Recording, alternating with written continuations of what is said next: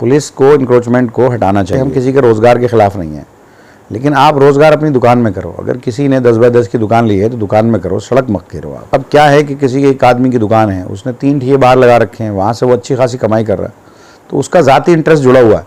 लेकिन अगर उसकी अंदर दुकान है तो वो अंदर कारोबार करे, बाहर सड़क पर तो चलने के लिए ठेली वाला है, हो सकता है उसकी मजबूरी हो, लेकिन एक दुकानदार जिसकी अपनी दुकान है वो बाहर अगर लगा रहा है तो वो तो गलत। नशा जो है ना, असल में लोग समझते हैं कि बहुत बड़ी तादाद में स्मैक बिकती है या फीम बिकती है, ऐसा नहीं है। नशा करने वाले कौन हैं? जो मेडिकल स्टोर से दवाइयाँ देने वाले हैं, टैबलेट देने वाले हैं, कोरेक्स देने वाले हैं, इंजेक्शन देने वाले हैं। तो हम इन सब को, हमारी जो RWA, हर एरिया की RWA गली, हर गली से 2-2, 3-3 आदमी लिए हैं जिनकी जिम्मेदारी होगी कि वहाँ से इन्फॉर्मेशन कलेक्ट करें कि किसका बच्चा नशा करता है और वो कहाँ से ख़रीद रहा है। अब देखिए पूरे इलाके में पूरी ओखला विधानसभा में इस वक्त जो है सीवर डालने का काम चल रहा है। जैसे पूरा बटला हाउस, जाकिर नगर, जोगाबाई का इलाका है, उस पूरे इलाके में सीवर डालने का काम चल रहा है। दूसरा शाहीन बाग अबुल फजल के इलाके में सीवर डालने का काम चल रहा है पूरे में। मदनपुर खादर, JJ कॉलोनी वगैरह, वहाँ कुछ दिन बाद हम शुरू करने जा रहे हैं एक बड़ी। उसके बाद हम सारी सड़कों को, जैसे जैसे सीवर हम डाल रहे हैं वैसे सारी सड़कें हम बना रहे हैं।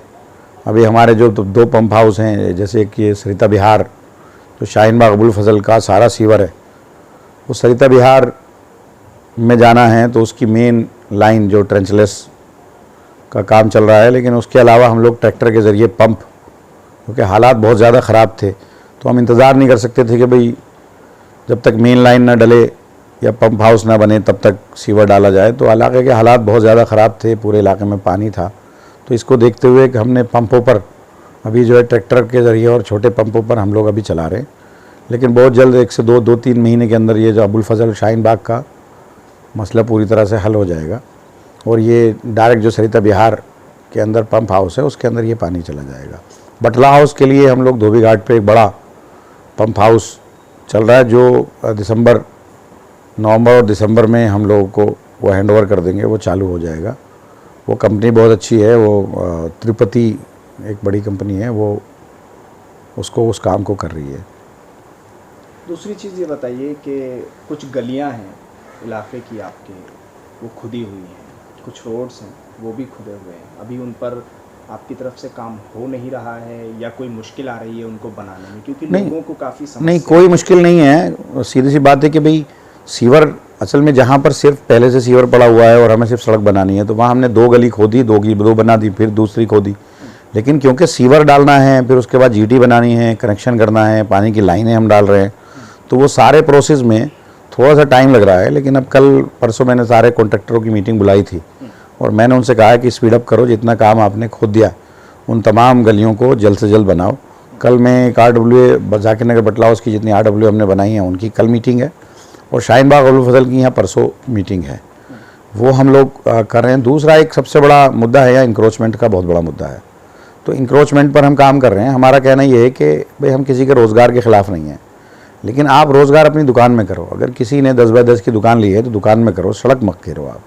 सड़क से चलो एक ठेली वाला है, हो सकता है उसकी मजबूरी हो, लेकिन एक दुकानदार जिसकी अपनी दुकान है वो बाहर अगर लगा रहा है तो वो तो गलत है।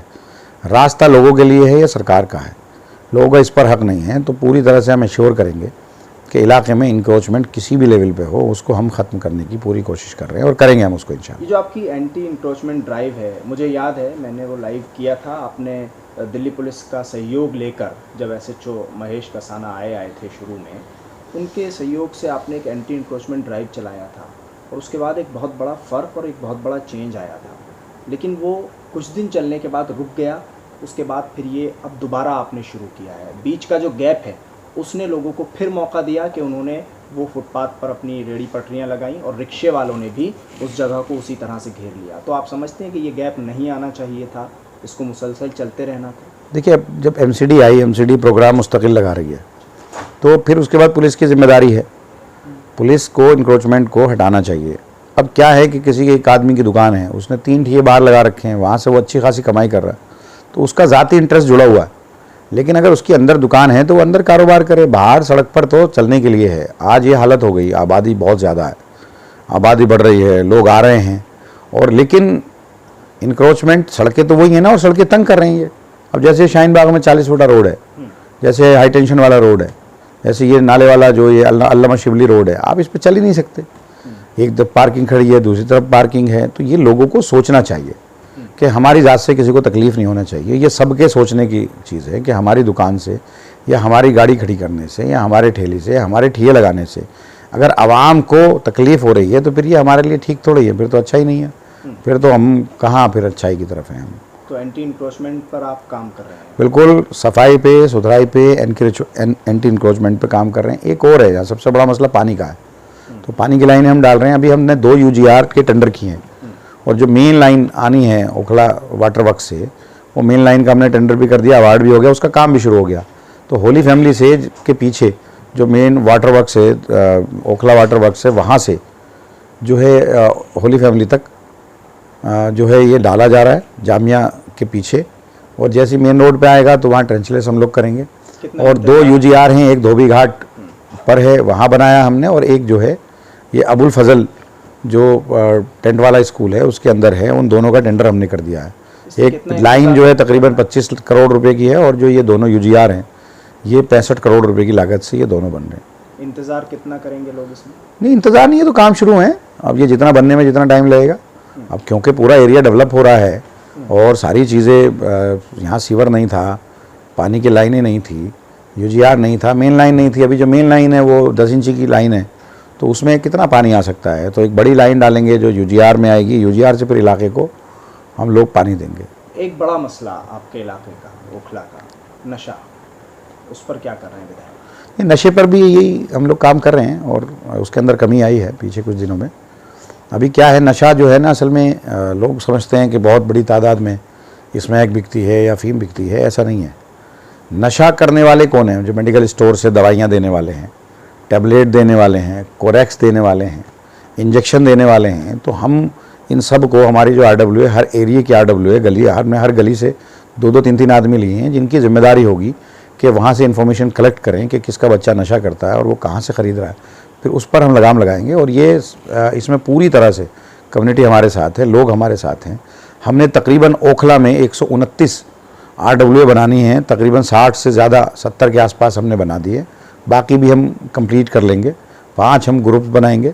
हर महीने RWAs की मीटिंग होगी, उनसे हम जो भी पॉइंट है एरिया के, जितनी प्रॉब्लम्स हैं वो लेंगे। उसके बाद हम डिपार्टमेंटली लोगों को बुलाएंगे, उनसे उनके काम की बात करेंगे कि ये मुद्दे हैं, और हम फिर जो लोगों से मुद्दे आएंगे उनके मिनट्स बनाएंगे, लोगों को सर्कुलेट करेंगे, और फिर जो डिपार्टमेंट से के साथ हमारी मीटिंग है उसकी मिनट्स बना करके हम लोगों को सर्कुलेट करेंगे। और नेक्स्ट मीटिंग में हम ये बता देंगे कि आपका ये वाला काम यहाँ तक पहुँचा, ये हो गया, ये नहीं हुआ।